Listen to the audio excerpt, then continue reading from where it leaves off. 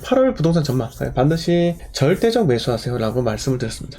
반드시 절대적으로. 네, 이게 대세를 생각하지 마시고요. 네, 대세를 생각하지 마. 대세는요, 100명 중에 지금 98명이 부정적이에요. 집을 왜 사냐? 집값 하락하는 거 못 봤냐? 이렇게 이야기를 하는데, 여러분, 그런 순간, 그리고 언론에서 부정적으로 이야기하는 이 순간, 우리는 딱 투자의 시기라고, 투자의 포인트라 생각을 하면 됩니다. 네. 백인아님께서 오늘 딱 그 얘기 들었나요? 네. 어떤 분한테요? 네. 콩깍지. 네. 저희 집에도 그런 분 계세요. 근데, 자, 콩깍지님, 백인아님, 우리가 한 가지를 생각해 보자고요. 네. 자, 하락합니다. 부동산 가격 언젠가 하락을 하죠. 근데 언젠가 하락할 때까지 기다리면, 아무 행동 취하지 않으면 우리가 어떻게 변화가 되나요? 우리 자산이 뭐 변화가 있을까요? 그렇지 않다라는 겁니다. 자산상에 변화가 없다라는 건요, 그거는 정말로 금기시 해야 되는 생각이지 않겠나 생각을 해야 됩니다. 자, 우리는 앞으로 미래지향적으로 항상 무엇을 어떻게 발전시킬 것인가, 이것만 준비를 해서 생각을 해야 돼요. 저는 여러분 매일같이 나는 어떻게 살 것인가에 대해서 고민을 합니다. 여러분들도 그렇게 생각해야 돼요. 나는 어떻게 살 것인가, 이거를 생각을 한번 정리를 해보세요. 샤워를 하다가 그냥 단순히 노래 부르면서 샤워하지 마시고요. 네? 샤워를 하면서 나는 앞으로 어떻게 살아야 될까 라고 집중을 한번 해보세요.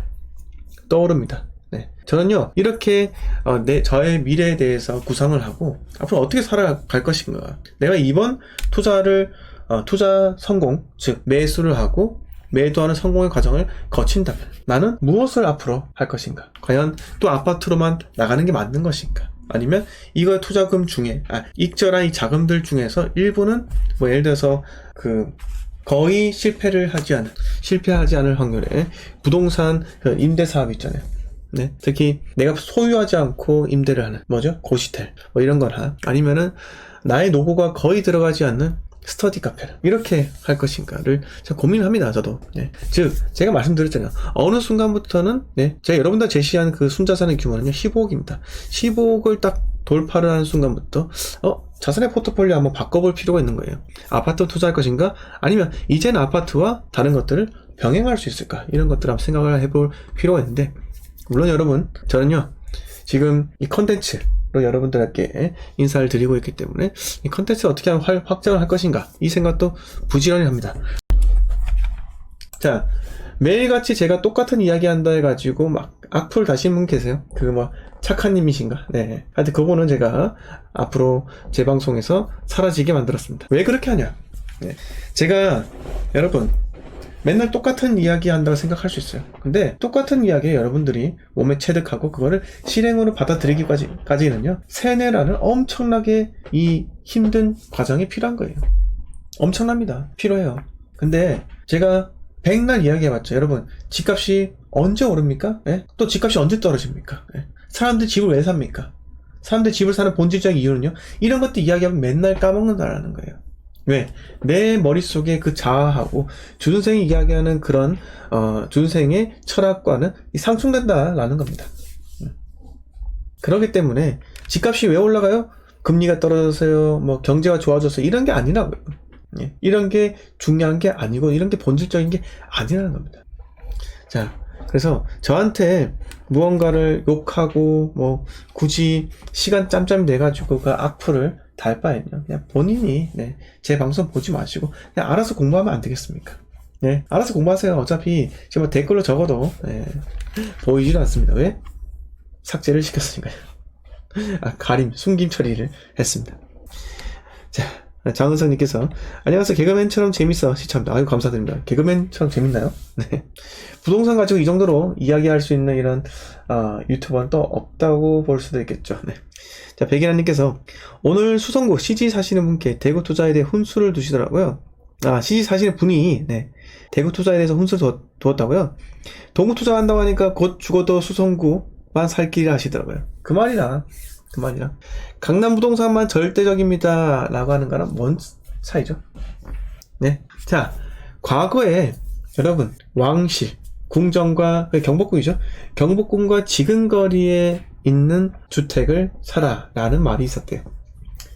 조선시대 때도 마찬가지였습니다. 네. 사대문 안에 있는 집을 사기만 하면은 가문의 영광이에요. 근데 지금 보세요. 종로 쪽에 아파트가 있습니까? 없다라는 거예요. 네. 종로 쪽에 아파트가 어디 있어요? 그리고 예전에는요, 강북이었잖아요. 네.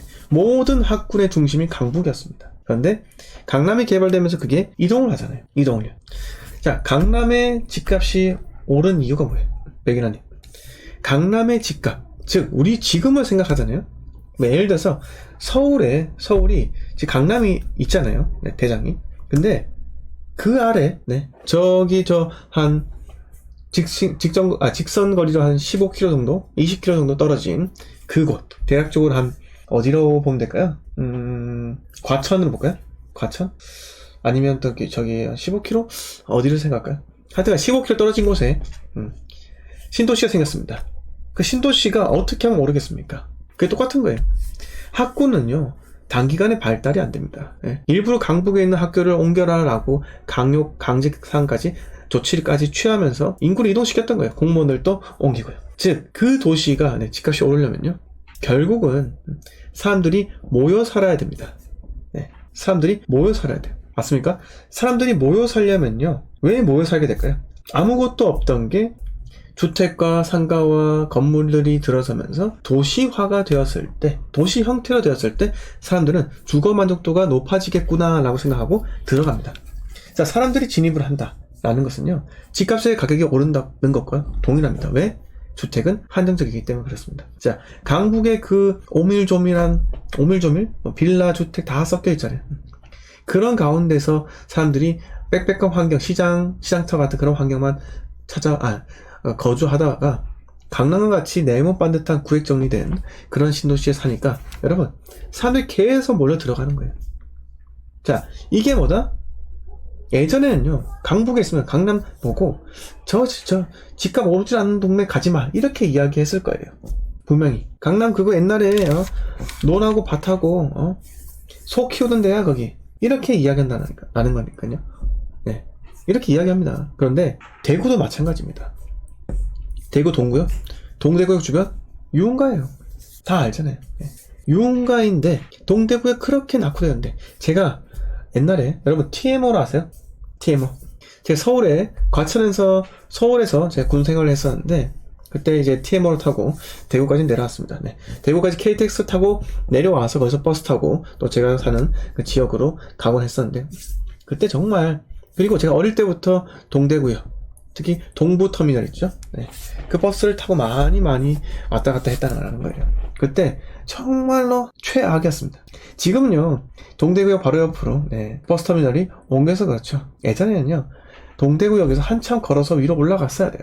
그런데 그 동대구역이요, 지금 어마어마하게 바뀌고 있습니다. 시남 뉴타운이 뭘까요? 자, 재개발 구역들이 엄청나게 많아요. 그런데 그 재개발 구역들 지금 완공돼서 차츰차츰 입주하고 있고, 그 주변의 환경들은요, 결국 신세계 백화점으로 해서 정점에 빛이 난다는 거예요. 추후에 생각해보세요. 네, 과거에 해운대에 거주하시는 분들, 네, 예전에 여러분 해운대는요, 사람이 사는 곳이 아니에요. 예전에 해운대는요, 소풍 가는 곳입니다. 네, 다 갈대밭이고요, 다 빈 땅이고요. 그런데 지금 가면 깜짝 놀라잖아요. 해운대에 있는 마리나 얼마입니까? 평당 얼마예요? 4천이에요. 네, 4천 넘어갑니다. 네. 마린시티 보세요. 어마어마하잖아요. 옛날에 마린시티에 있었습니까? 아니라는 거예요. 그러면 센텀은요? 네. 재송동은요? 엄청나게 엉망진창인 동네였다라는 겁니다. 우리는 투자를 할 때는요, 미래를 보고 투자를 해야지 현재를 보고 투자하는 게 아닙니다. 자, 해운대에 센텀에 신세계 백화점이 덩그러니 생기면서 아시아 최대 규모의 백화점이에요. 여러분, 대구와 부산의 신세계 백화점 두 개를 비교해보세요. 네, 상대가 안 됩니다. 네, 어마어마한 차이라고요. 서울에 계신 분들, 서울의 신세계 백화점 더 커요? 아니에요. 자, 면적으로 해운대 거 못 따라갑니다. 자, 그 말이 뭐다? 앞으로 한 번 더 말씀드릴게요. 상향역과, 네, 원래 낙후된 지역이었는데 좋은 아파트가 들어서면서 저소득층이 쫓겨나고 중산층이 들어오는, 네, 그러면서 집값이 팍 튄다라는 거예요. 그게 바로 상향여가예요.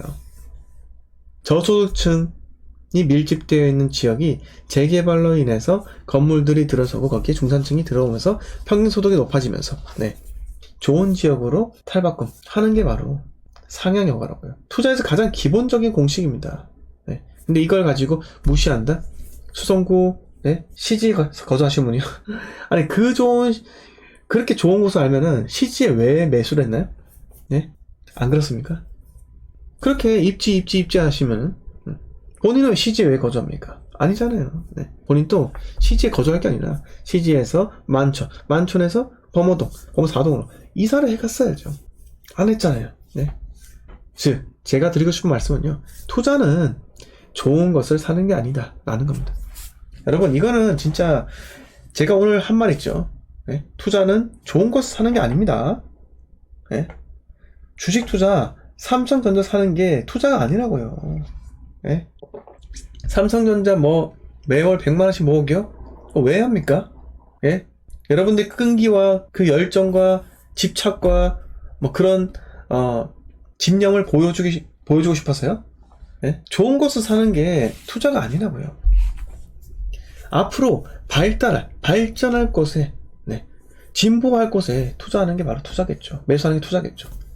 자, 제가 그래서 뭐라고 했습니까? 예? 앞으로 동대구라는 지역은요, 네, 특히 동대구역 앞에, 네, 남쪽 말고, 남쪽은 야놀자촌이라 했잖아요, 제가. 네, 북쪽 같은 경우는 앞으로 10년 뒤에 있잖아요. 여러분들이 생각하는 상상 이상으로, 네, 달라질 거예요. 제가 그 동네 매수했냐고요? 아니요, 저 매수 안 했습니다. 그런데 대구는 제가 올라탔습니다. 자, 배신자를 생각하지 마세요. 네. 8월까지 기다리라 해놓고 지금 왜 샀냐? 여러분, 제가 뭐라고 이야기했어요? 네. 신축은 입주장 때 매수하세요. 네. 기존 아파트는 8월 이후에 매수해도 됩니다. 라고 말씀드렸습니다. 네.